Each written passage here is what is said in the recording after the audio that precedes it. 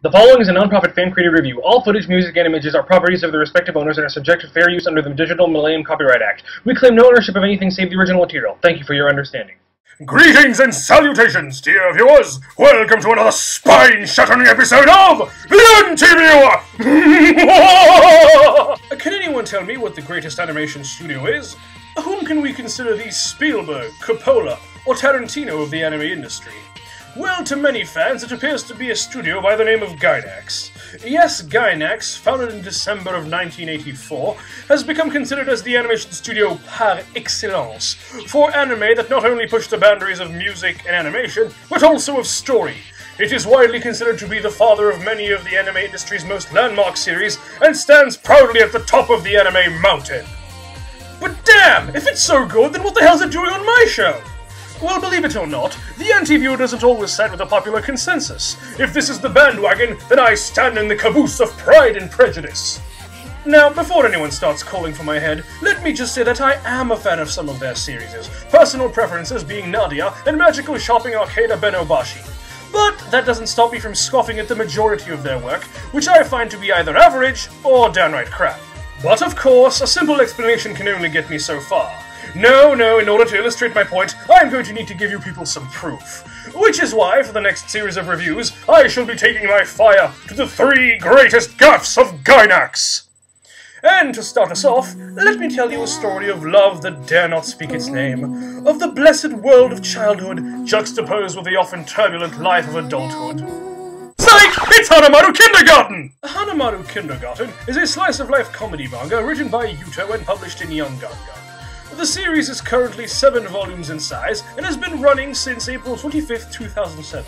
Its anime counterpart began in January of 2010 and ended in March of that same year. The director of this is anime heavyweight Seiji Mizushima, who is famous for directing the first season of Full Metal Alchemist, Gundam 00, and the Slayer's Next series. The only problem with this guy is that he's also the director of the Shaman King anime, which, unfortunately, was produced by... Well, that's enough backstory. Why don't I tell you exactly why it is this series counts as the first of Gainax's great gaffes? Grab your baby bottles, pull up your diapers, and don't run too fast now.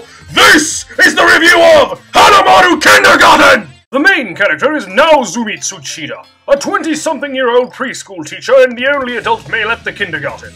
Now, my nickname for this guy is Keitaro Aoki, because something about him just feels familiar, but I digress. Tsuchida is good with kids, a must in his line of work, and seems to be your basic average Joe. He is also hopelessly in love with one of the teachers, but is eternally frustrated at his inability to get his feelings across, though it's not all his fault. Lastly, he's got a fancy for the sexy magazines and often stares at women with generous assets, earning him the nickname of the Breast Man from the staff. An average character with average appeal, Tsuchida is a dead ringer for this average series. His main crush is the beautiful and kind Nanako Yamamoto, another teacher at the kindergarten, and the all-around Japanese sweetheart. My nickname for this chick is Orihime Kokunoe because of see previous statement. Nanako is your typical nice girl with motherly tendencies who, despite her considerable beauty, is completely unreceptive when it comes to matters of love. Indeed, this girl seems incapable of grasping the notion that she could be the object of anyone's affection, which naturally means that Tsuchida hasn't a prayer with her. The ironic twist is that when it comes to other people's romance, she catches on very quickly, something I actually find clever, because her sister is the exact same way. But no story about a preschool would be complete without drooling infants that scream and annoy you to no end. See, this is why I just eat children instead of caring for them. It's much easier, trust me. So regret number 1 is Anzu, who I swear to God is the entire reason the Amber Alert exists. Okay, fine, it's not that extreme, but Anzu is determined to get Tsuchida to return the feelings she has for him. Something that, for the continued progress of human society, I hope never happens.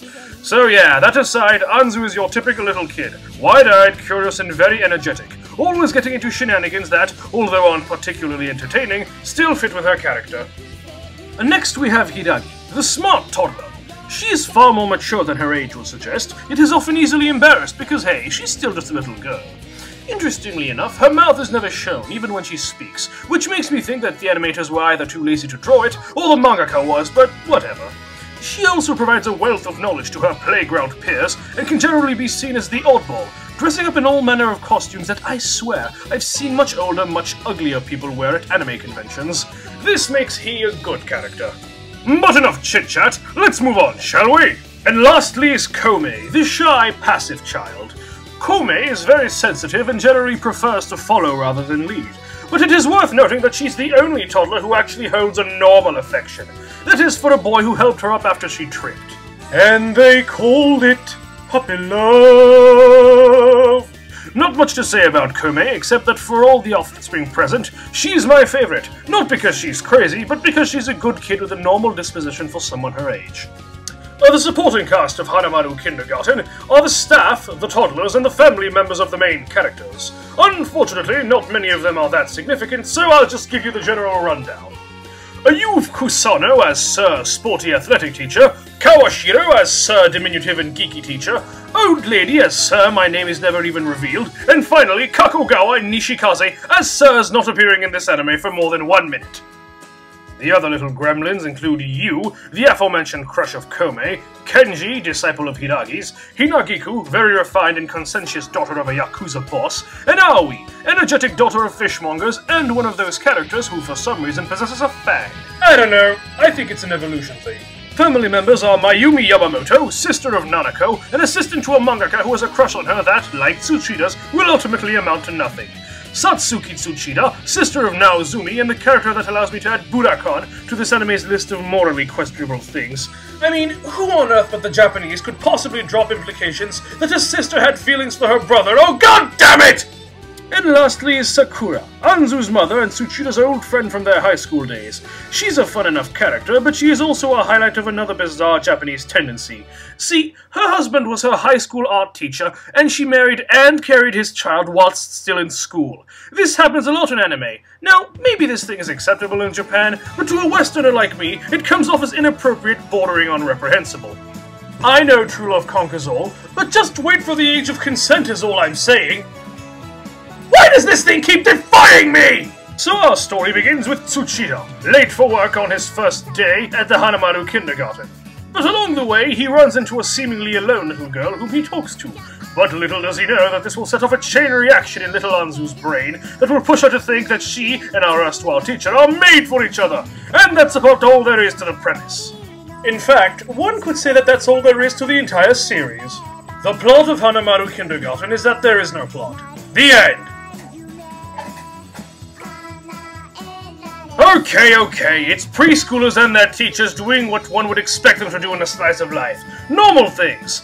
Setting aside the never-ending quest of Tsuchida's to get his feelings across the brick wall that is Nanako's perceptiveness and love, and the misadventures of the Rugrats, there really isn't much to write home about at all. I mean, Christ, it's the lives of kindergartners and their teachers, not a recipe for the summer of exotic adventure, you understand. Now, if they were robots and could shoot chainsaws while spewing gold from their eyes, that would be something else!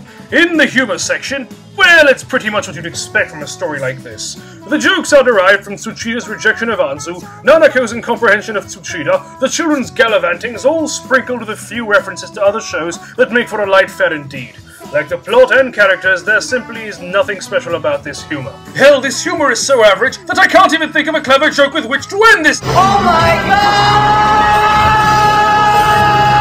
Hanamaru Kindergarten has its fair share of flaws.